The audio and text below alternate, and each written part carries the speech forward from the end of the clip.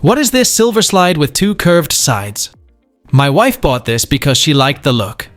Approximately 2.25 by 2.25 inches, with a 3/4 of an inch separation between. The photos don't really show it, but there is no bottom, it just has those sides. It is fairly heavy for its size, and there are no hinges or ways to open it. What the heck is this thing? It's a Victorian napkin ring, shaped as a book or a Bible, and designed both to hold a folded napkin and to display Victorian taste, symbolism, and craftsmanship. Such motifs were especially common in middle and upper-class households. What is this handheld palm-sized Tupperware-branded ridged container found in the back of the cabinet? It's soft, it can be squished, and the top and bottom unscrew. It's made of silicone and can be squished flat, but springs back to its original size. It reminds me of a turkey baster or some sort of suction device, but the ridges confuse me. I've poked around on Google, but no sauce. Any clues? It's a 1990s Tupperware Squeeze-It cake and pastry decorator. A reusable and flexible plastic tool with interchangeable tips for easily piping frosting, icing, or cream onto cakes, cookies, and pastries, allowing users to create decorative borders, writing, and designs without messy bags, making it great for home bakers. It features a body to hold fillings, a lid, and various nozzles that screw on, with designs that often store inside the base. What is this tiny broom found hanging in the basement storage space, under the stairs of my 1925 house in Pittsburgh, Pennsylvania? About 4 to 5 inches long, and the top loop and twisted handle are made of metal that wraps around the red bristles. There are some shelves along the back wall, but it seems too small to be a practical dust broom. The brush cap is gold in color, which could be brass, and the bluish gray of the handle makes it seem like steel, but I haven't magnet tested it yet. Thanks for any insight. It's a brush that came with a bottle of 1950s Easy Off oven cleaner. This is what I remember seeing that brush on. It's a 1958 ad. I remember my grandma cleaning her oven with one of those. When I was a kid, Easy Off didn't come in a spray can. It came in a glass jar with one of these brushes that went around the mouth of the jar. Somebody must have saved the brush to use for some other projects. What is this small cup that came from my grandfather's stuff? It's an oil advertising, but used for what? It's about 1.5 inches tall, 1.5 inches at its widest, and it says, "Courtesy of your Pennzoil dealer" on it. It has a small hole in the small end, so it would not hold liquid, and I believe it to be from the late 60s or early 70s. This was sent to an oil and gas collector magazine without being solved. Can anyone help with identifying what it is?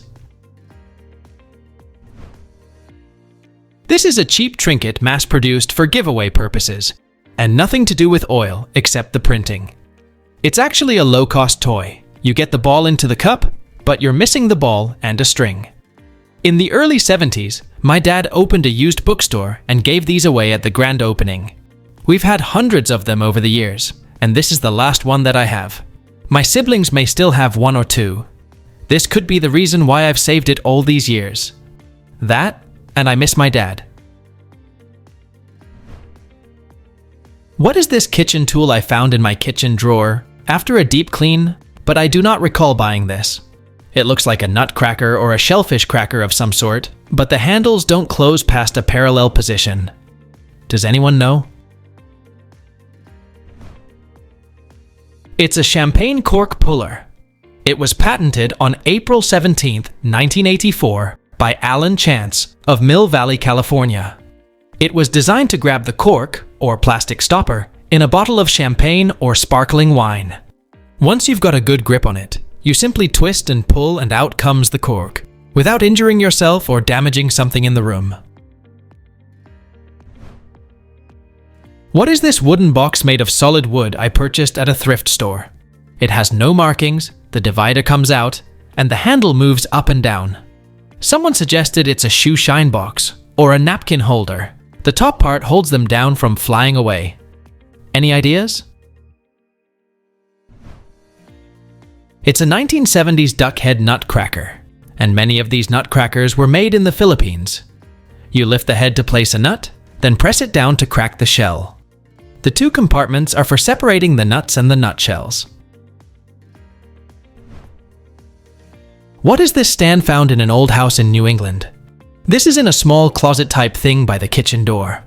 I'm thinking it could be a drop-down mixer stand, so that you were right at the spice cabinet while mixing. Any information would be greatly appreciated. I rented an old apartment about 30 years ago, and it had one. That is the mount for a foldable ironing board. It was patented on September 26, 1939, by Lee H. Eubank of Inglewood, California. The hole in the center of the cross-shaped area is for a bolt, for mounting a wooden plank as the ironing board itself. It would drop down and could swivel right or left. The metal shelf at the bottom is for resting the hot iron on. The shelves were added after the full ironing board was removed.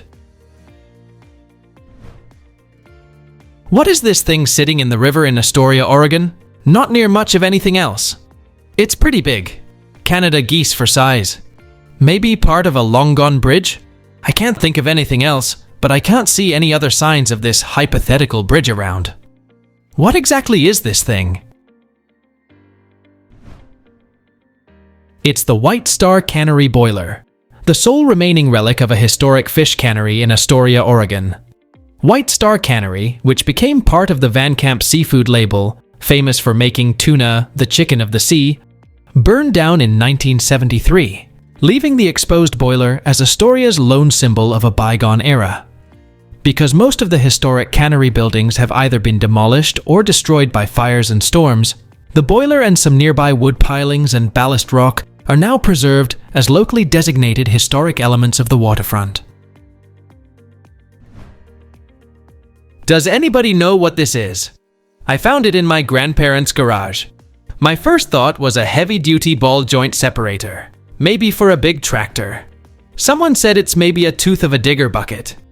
Any idea what this is and what it is used for? It's a railroad spike lifter. If you have a spike that you can't get a spike puller or claw bar under, you rest that behind the head of a spike, and another guy hits it with a hammer, and the head pops up a bit, then you can pull the spike out. Or to lift them up to allow the rail to move during welding or distressing. It's angled to allow the holder to be a bit away from the swinger. What is this tool? My father-in-law picked this up and he is dying to know what it was used for.